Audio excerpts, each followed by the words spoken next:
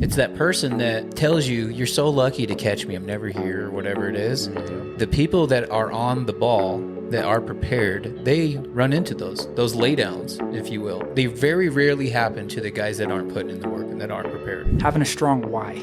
That's always probably the number one best practice anyone could have, is finding what your why is. And one thing we always say is that money should be a result, not a reason. In spite of not having a schedule, they make their own. Because if you have money in your bank and you just had a really good week, what is keeping you on the doors? Your why. That should be what's keeping you on the doors.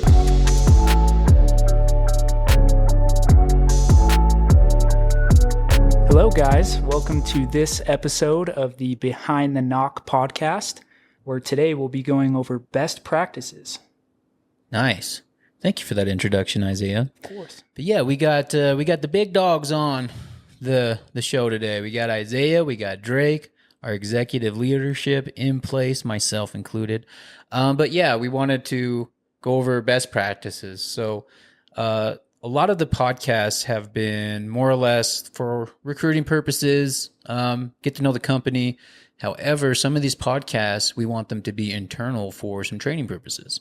I imagine there could still be maybe some clips that they could post out of them. However, you know, the idea for this is like employee facing. So with best practices, Drake, what would you say is like the starting point? What would you start with best practices? Best practices, good starting point. I mean, the most important thing is just showing up, right? Mm-hmm. Half the battle is showing up, and then being prepared for the day. I don't know. Yeah. That's a big part of it. Yeah, be prepared. Be prepared. Yeah. Yeah. Yeah, 100%. And so let's unpack that a little bit. What would go into, like, what does it look like to come and say to the jump start in the morning prepared? So, I mean, typically what we look for when somebody comes into a jump start, if they're ready, they've essentially, if you come into the jump start and you're ready to leave from there to go out onto the doors, right? You've got your hair done, you're wearing the swag, and you're high energy. It's not just a morning meeting, it's a jump start. We're there to jump start the day and get going. Get going. Oh, yep. Yeah. A big one too is eating before jump start. So you don't have to go out and grab food after and you're delaying getting out to area because you want to get out on the doors as soon as you can. You know, I'd say probably the most expensive meal you could ever eat is that post jump start meal. Yep. Because timing favors the people that get out there and, first one in the neighborhood. It's that person that tells you, you're so lucky to catch me, I'm never here, or whatever it is. Mm-hmm. Yep. The people that are on the ball, that are prepared, they run into those laydowns, if you will. They very rarely happen to the guys that aren't putting in the work and that aren't prepared. But the guys that are prepared, it's like they just have, they have an overabundance of deals. They just come out the woodwork. But yeah, some of that preparation, I 100% agree. And some people, maybe they're not big on eating in the morning. That's fine. Yeah. However, if you do need to eat in the morning and you choose to do it after the jump start, and, kind of a rule of thumb is get up 2 hours before you got to be somewhere. That should give you plenty of time to do the things that you need to do. For me, when I have enough time in the morning, it's just like I feel so much more relaxed going into my day. I feel proactive going into my day and not reactive. Yeah, that's important. 100%. Yeah. And just even leaving with enough time to make it to the office early, right? Our offices are in metropolitan areas, and y'all been out to San Antonio. It could take 30 minutes. It could take an hour and 10 minutes to get to the office. There's really no knowing. Mm-hmm. And with that being said, you kind of just got to leave early enough to get there on time. Because if you don't, what does it look like on the drive there? You're cursing out every old lady, the train that stops you, whatever it is. And that's kind of a reactive energy. Now you're going to take that into the sacred place that is the jump start. There's no place for it. What would be some other things you guys would say that could help you out in the morning? I think having a routine is important too, especially if you're a routine-driven individual. I know Blake is for sure. I remember being on the pod with him. You know, we would have to make sure that he was the first one in the shower, and like he would have to be, and he was really good at just being the first one up to make sure that he had that time that he needed to kind of get mentally prepared for the day. Yeah. I think that most of us are. I think if you say that you're not a routine-driven individual, you're lying to yourself. So I think having a good morning routine, it all starts before Jumpstart. What you do before coming into Jumpstart really dictates how the rest of the day is going to unfold. 100%. Absolutely. And all of that translates directly out onto the doors too. Yep. The people that are postponing getting out on the doors, you know, running to the gas station, stuff like that. When I was a coordinator, my FCL at the time, when I was training, told me to skip the after party. Because every morning after Jumpstart, you got guys hanging out in the parking lot, chatting and stuff like that. Being the first person out on the doors every day only sets you up for more success. Yep. I had to remove, they had a ping pong table in our Northern Utah office, and I had to have it removed because guys, well, for one, I was like, hey, this thing's going to be going pretty soon because we're going to be using this space. And until this thing goes, if y'all want to show up before Jumpstart, show up as early as you want. As long as these doors open, y'all can play. But once Jumpstart's finished, there's no ping pong. Y'all got to get out there. Because those are some expensive games of ping pong. You know what I'm saying? Yeah, dude. Thousands of dollars. Yeah, it's that proactivity. It's like you're priming yourself up because when people set appointments with us on the doors, a lot of it's our energy. It's like really like what you're saying. I mean, communication's 93% nonverbal. And so it's not really so much what we're saying, it's how we're saying it. And your energy has a lot to do with how you say stuff. So you want to be successful, honor that, prepare yourself, prime yourself up, and that's going to lead to a lot of success. Now, beyond, say, getting to the jump start and getting to area, what would be, like, what do you do first thing you get to area? First thing I do when I get to area is I recite the script in my car. Oh, beautiful. Yep. And I knock every door. I don't skip doors. Yep. Yeah, I always like to say your first door should be your car door. Yep. That was one thing, especially as a new coordinator. Like if you're not getting that first door out of the way before you get in front of somebody, then you're making some mistakes. Yep. Yeah, they say the hardest door is your car door. Yep. Get the fuck out. It's the hardest door to get through. Yep, get out. And I knew a guy, I don't know if I told you guys this or not, but he had written in Sharpie on his door panel, do it for your kids. So the second he pulls up to hood, got to get out. He has no choice. And that was a really cool thing that I saw. He really wasn't that good, didn't work out, but just, you know, even if someone's not that good, you can still pick up stuff. You can still learn. You can learn from anyone. And that always stuck out to me. But yeah, car door, right? Saying your script, that's 100%. Now we like to do like some role plays and things, get people primed up, but that's not going to be every single time. And it is your responsibility to make sure that you're ready to go. The cheapest training is, not on the doors, you know, that you want to burn leads trying to get warmed up for the day, go into it warmed up already. Like, you're a professional athlete. Like, they go out there. Have you been? You guys seen the warm ups? They're warming up for. I mean, it's like 2 hours before the game. These guys are out there. Yeah. So you got to get primed up. You got to get warmed up because, you know, this is real life. Like, treat it like a professional. We're not amateurs. Treat yourself like a professional and act as such, and you'll have the success you're looking for. All right. Now, as far as being prepared, getting out in the neighborhood, what are some other things? Like, where do you guys park? Depends on the time of year. If it's summer, I try to find the shade, baby. Yeah. 100%. If I can find the shade, then, you know, it's getting 117 degrees. We're out there knocking. If you can come back to a car that's not blistering your back skin off when you get into the car, that's a win. right? After a long day of knocking, it's great to have something waiting for you. The same reason why you make your bed before you leave every day, so that you can have a nice made bed when you get back to it. So parking in the shade, one thing that I have done over and over and over and continue to do, leading up to even going into appointments, is I find I find these songs that just get me hyped up, right?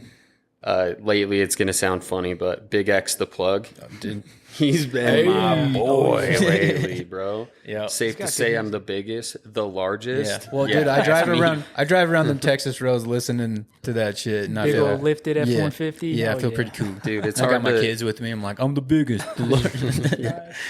It's hard not to get hyped up from. Shout out Big X. But yeah, just songs like that. I kind of cycle through a couple different songs that just really get the energy up. Kind of move around a little bit, move my head, a couple head bangs. And then I typically will chug a little bit of water and recite the script and get out there. Get out there. Yep. Also, to add, do not park in front of someone's house. Yeah. Unless you need to. And if you need to, go and knock their door and check to make sure it's okay with them. Always just try to park on a road next to a wall or a fence, something like that. What would you say the reason why? It's respect. Just respect, It can look suspicious if you're sitting in your car waiting outside of someone's house, say you're listening to music or taking a phone call, or you're reciting the script in your car. If someone can see you sitting in your car directly outside of their house, it's going to be a bad look, and that's already negative PR in the neighborhood that you're trying to 100%. Yeah, we don't want to draw negative attention, so park out of the way. Usually, you have the different areas will look different, but a lot of times you have the mailbox, right? And there's no houses or anything. That's just a nice street that you can park on. So I almost always park in one of those locations, unless of course I'm running the appointment. For that though, I never pull in people's driveways. Pull in the driveway, someone's going to come home and you're going to pull out. And I think one time ever I broke that rule in Windows, and sure as shit, someone pulled up and I had to move. Oh, no. But little things like that, so you pull up, you park somewhere out of the way, you don't draw negative attention to yourself, you get the hell out of your car door, you make sure that you're primed up, ready to go when you get there. And then in terms of walking around, I mean, that's your neighborhood. So wave to people, smile to people. If someone's outside, go talk to them first. Yep. It looks really suspicious. And for whatever reason, I even dealt with it myself. It just felt weird at first when I was going to neighborhoods and people outside, and it just felt weird approaching them. But those are the best ones. Yeah, they can't slam a door in your face. You can't slam a door in your face. Yeah. And then just conversationally, you can find out what's going on in the whole neighborhood because you're out there and, So talk to the people that are outside, talk to them first. Because again, when you're not wanting to bring negative attention to yourself and they see you going and knocking doors and then you don't talk to them, they're like, what is going on here? Mm-hmm. Right? Go talk to them so they know who you are. And I don't know how many times, once I got through that mindset, I mean, I was setting appointments with those people all the time. And I'd sit on my Segway and do it and do twirls and spins for them and stuff. And, when you get off the damn Segway, just roll up on them. So little things like that, not bringing negative attention toward yourself. And even when you knock on the door, right? When you knock the door, are you going to stand right there, a foot away from the door so when they open, your face is right there? They might not even open the door if that's the case. So you stand way back. I go about 8-10 feet, kind of stand sideways, nonchalant, look busy, things like this. Because if you're just standing there squared up, maybe it looks it could look aggressive or it could look needy. Yeah. Either one is not really going to serve you well. So really what people like is just kind of a neutral, kind of casual, professional, nice, kind of a mixture of that stuff. And it really helps. What would be some other things just off top of head that you guys would say? I like to get really comfortable at the doors. I think it's easy to get really rigid and anxious and oh crap, what's going to happen? One thing that I started doing early on was getting excited by the anticipation of what's behind the door instead of nervous by the anticipation. I feel like that there's two different things that you can do with that energy. You can either allow it to control you and get really nervous and anxious, or you can be like, all right, what is behind this door? What's about to happen? That's how I feel when I knock no soliciting. Because most part, they don't say anything, but there's always this air of excitement. They're like, something could happen. Maybe they'll be mean or something, you know? You never know. Yeah. Make my day. Make my day. Yeah. I also like to, one of the things that's really worked for me is kind of leaning up against something. Like if I just am in my element, just leaned up against something, very casual, not squared up to them, and then they answer, hey, how's it going? The more casual you are, the more relaxed you are, the more relaxed they're going to be when you come out, or when they come out. And I feel like we want them to be as relaxed as possible, because it shouldn't be a high stress thing. It really shouldn't. Like if you're not having a good time, if you're not having fun, if you're taking it way too seriously, you're not gonna last very long. I feel like. And people are gonna feel that energy, you know. And some other things, like there's like during certain times of the year, right? There could be some best practices. Hydration, really important. Yep. Also, just understanding with hydration comes probably the necessity to use the bathroom. So, for me, I always have to actually stop at the gas station right before I get to Hood, because the second I get to Hood and I get out, I have to go to the bathroom. So just on my way, I just make sure there's a gas station on the way that I can conveniently pull into that's kind of on the way. And then that way, when I get there, like I've used the restroom, I'm not in any situation where I knock 2 doors and then I got to spend the next 30 minutes getting to and fro from the gas station. There's other things. I know, like pest control companies, like, summer programs, they drop you off in the neighborhood and encourage you to use people's bathrooms, It could be a little bit more difficult maybe if you're a lady. I know the guys, Gatorade bottles, there's things that you can do to save you some time. I would recommend at least having some hand sanitizer at bare minimum. But little things like that, hydration, right? Now, just drinking a bunch of water is not necessarily going to lead to hydration. So maybe like some electrolytes, right? Liquid IV, whatever it is. Just the last thing you want is to, lose half your week because you had heat exhaustion. Yeah. And then something safe for like wintertime, depending on where we are.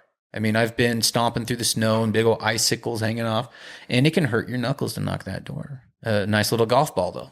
And sometimes people just like to use golf balls anyway, because it has a nice tap to it, a nice kind of loud ping.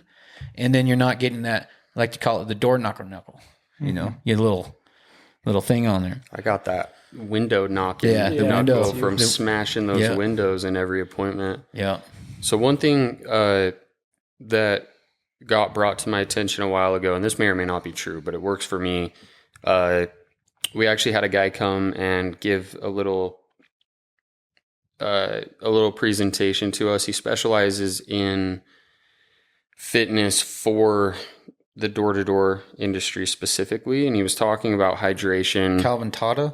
I don't remember what his name was. The D Fit? Yep. Yeah. D Fit.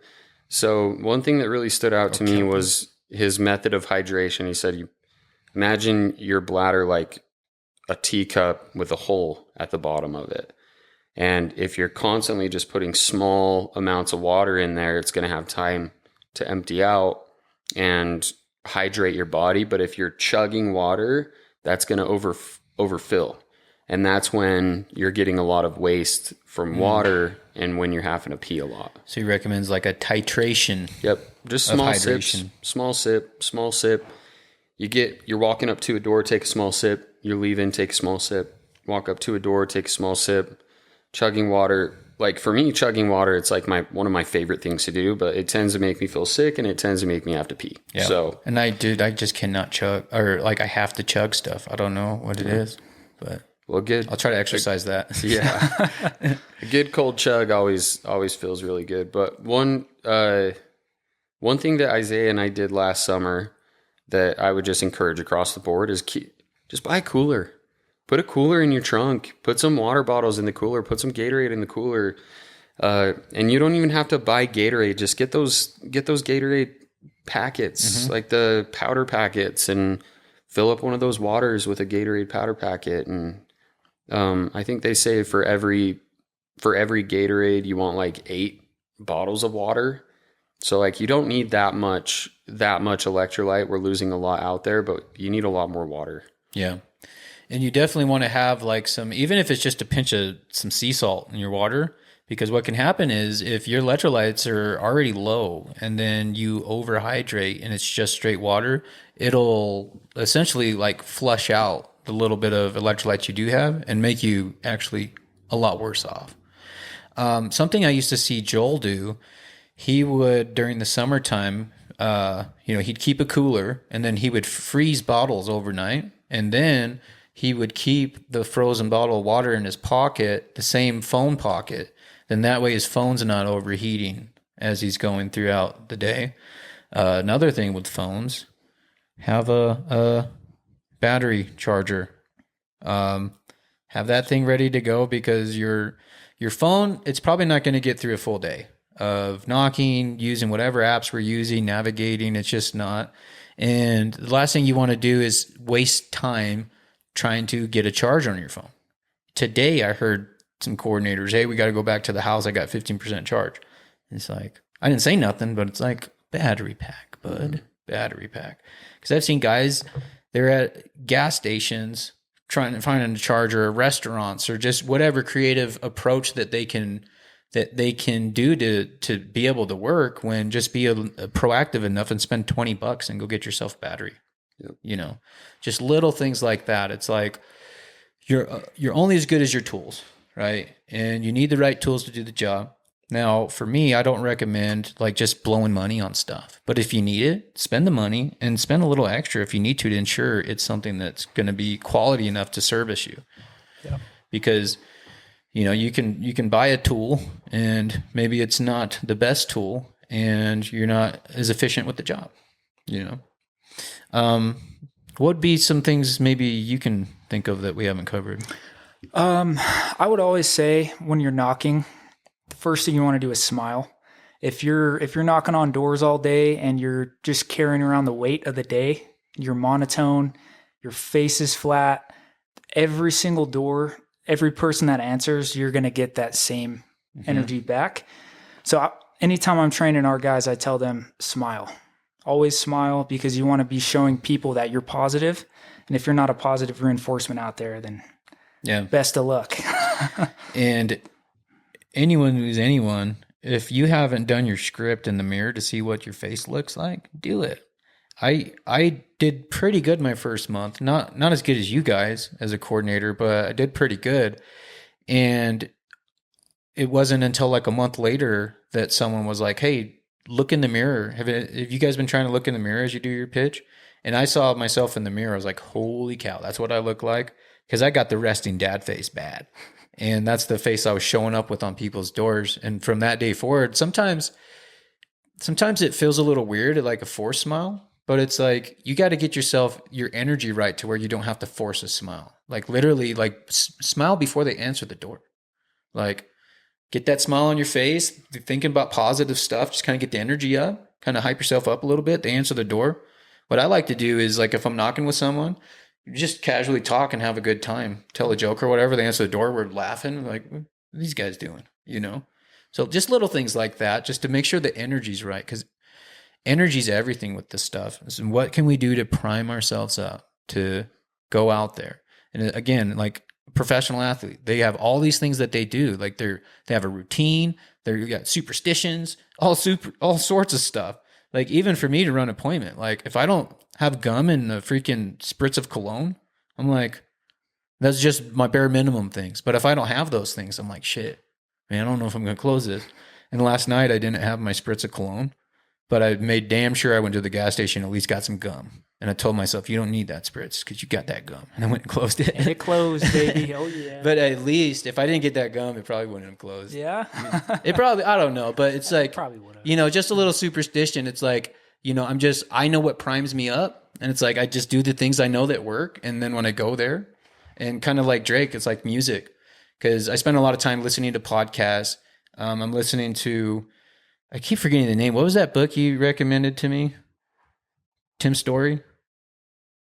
Relentless. Oh, yeah. Okay. Yeah, so I'm listening to like Relentless right now. That's a good book. It's a great book. Yeah. But listening to books and podcasts on my way to the field, whether it's knocking doors or running appointments, to each their own, but for me, it does not serve me. Yeah.